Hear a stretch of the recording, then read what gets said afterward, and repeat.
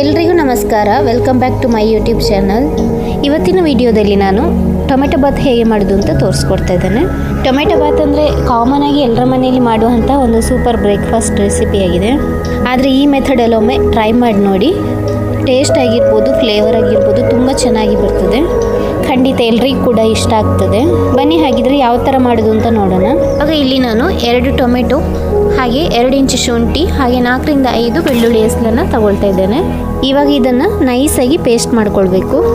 ಇವಾಗ ಕುಕ್ಕರ್ಗೆ ಸ್ವಲ್ಪ ಎಣ್ಣೆನ ಹಾಕ್ಕೊಂಡು 2 ಚಕ್ಕೆ 3 ಲವಂಗ ಹಾಗೆ 2 ಏಲಕ್ಕಿಯನ್ನು ಹಾಕ್ಕೊಳ್ತಾ ಇದ್ದೇನೆ.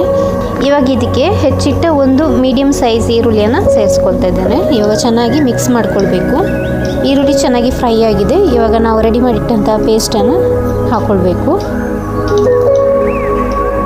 ಈಗ ಇದನ್ನು ಒಂದು 2 ನಿಮಿಷ ಚೆನ್ನಾಗಿ ಫ್ರೈ ಮಾಡ್ಕೊಳ್ಬೇಕು. ಈಗ ಇದಕ್ಕೆ ನಾನು 1 ಸ್ಪೂನು ಖಾರದ ಹುಡಿನ ಸೇರಿಸ್ಕೊಳ್ತಾ ಇದ್ದೇನೆ. ಹಾಗೆ ಅರ್ಧ ಸ್ಪೂನು ಅರಿಶಿನ ಹುಡಿನ ಹಾಕ್ಕೊಳ್ತಾ ಇದ್ದೇನೆ.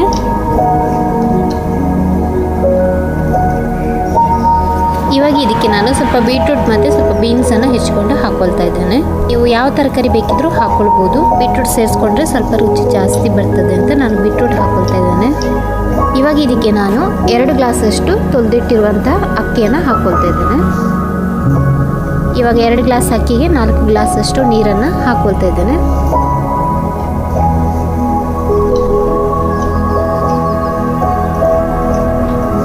ಇವಾಗ ಸ್ವಲ್ಪ ಕೊತ್ತಂಬರಿ ಸೊಪ್ಪು ಹಾಗೆ ಪುದೀನ ಸೊಪ್ಪನ್ನು ಹಾಕ್ಕೊಳ್ಬೇಕು. ಇವಾಗ ಮತ್ತೆ ಚೆನ್ನಾಗಿ ಮಿಕ್ಸ್ ಮಾಡ್ಕೊಳ್ತಾ ಇದ್ದೇನೆ. ಇವಾಗ ರುಚಿಗೆ ಎಷ್ಟು ಬೇಕು ಅಷ್ಟು ಉಪ್ಪನ್ನು ಸೇರಿಸ್ಕೊಳ್ಬೇಕು. ಹಾಗೆ ಒಂದು ಅರ್ಧ ನಿಂಬೆ ರಸನ ಸೇರಿಸ್ಕೊಳ್ಬೇಕು. ಹಾಗೆ 1 ಹಿಡಿ ಆಗುವಷ್ಟು ತೆಂಗಿನ ತುರಿನ ಹಾಕ್ಕೊಳ್ತಾ ಇದ್ದೇನೆ. ಆ ವಿಡಿಯೋ ನಾನಿಲ್ಲಿ ತೋರಿಸಿಲ್ಲ. ಇವಾಗ ಚೆನ್ನಾಗಿ ಮಿಕ್ಸ್ ಮಾಡಿಕೊಂಡು ಕುಕ್ಕರ್ ಮುಚ್ಚಳನ ಮುಚ್ಚಿಕೊಂಡು ಒಂದು 2 ವಿಷಲ್ ಬರೋವರೆಗೆ ಬಿಡಬೇಕು.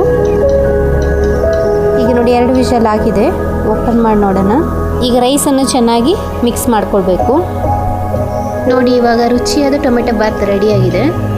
ನೀವು ಮನೆಯಲ್ಲಿ ಟ್ರೈ ಮಾಡಿ ನೋಡಿ, ಹಾಗೆ ಹೇಗೆ ಬಂದಿದೆ ಅಂತ ಕಮೆಂಟ್ ಮಾಡಿ. ಓಕೆ ಫ್ರೆಂಡ್ಸ್, ನೋಡಿದ್ರಲ್ವಾ ಎಷ್ಟು ಸಿಂಪಲ್ಲಾಗಿ ತುಂಬ ಟೇಸ್ಟಿಯಾಗಿ ಹೇಗೆ ಟೊಮೆಟೊ ಬಾತನ್ನು ಮಾಡ್ಕೊಳ್ಬೋದು ಅಂತ. ಈ ವಿಡಿಯೋ ನಿಮಗೆ ಇಷ್ಟ ಆಗಿದ್ದಲ್ಲಿ ಲೈಕ್ ಮಾಡಿ, ಶೇರ್ ಮಾಡಿ, ಹಾಗೆ ಕಮೆಂಟ್ ಮಾಡಿ.